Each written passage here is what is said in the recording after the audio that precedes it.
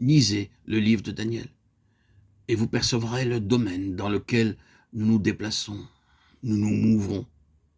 Vous avez là le dévoilement prophétique des empires mondiaux. Babylone, l'empire des Médès,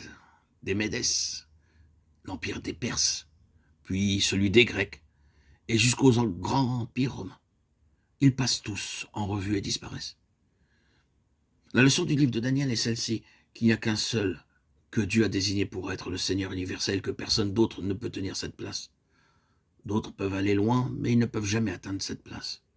Ainsi, ils doivent passer, comme tout empire. Nous pouvons encore voir de grandes puissances venir à l'existence, de vastes étendues de territoire sous une domination. Mais tout ceci passera. L'affaire est dans les mains du Seigneur Jésus. Tout cet effort est, dès sa naissance, voué à aller jusqu'à un certain point et puis passer. Seul le Seigneur Jésus peut avoir la domination du monde. Il est le seul à pouvoir apporter la paix universelle dans le monde. Il est le seul à pouvoir apporter la prospérité à toutes les nations. Cela est tenu en réserve pour lui. Et son règne jusqu'alors, il y aura des fluctuations et des variations dans les fortunes du monde. Mais tout cela passera. Car ce caractère éphémère, cet échec, cette confusion, cette impasse, sont tous dus au fait que le cours des choses est entre ses mains et qu'il détient tout. Il est roi, il est seigneur.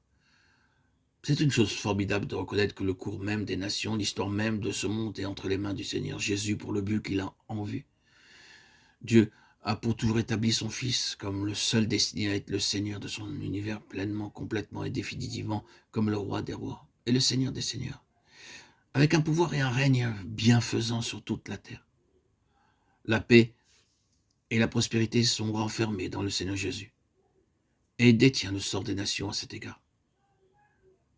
Les hommes peuvent tenter cela par eux-mêmes et ils peuvent beaucoup progresser en vue d'usurper sa place. Mais la fin est prévue, connue d'avance. Il doit venir, celui à qui appartient l'autorité et à son royaume. Il n'y aura pas de fin. Ce royaume a commencé dans le ciel. Il en est déjà investi et le détient entre ses mains. Voilà comment nous devons lire l'histoire. Voilà comment nous devons lire nos questions, nos questionnements. Voilà comment nous devons lire nos quotidiens. Voilà comment nous serons sauvés de la dépression, du désespoir funeste qui voudrait se glisser dans nos cœurs, de tous ces burn-out ou dépressions.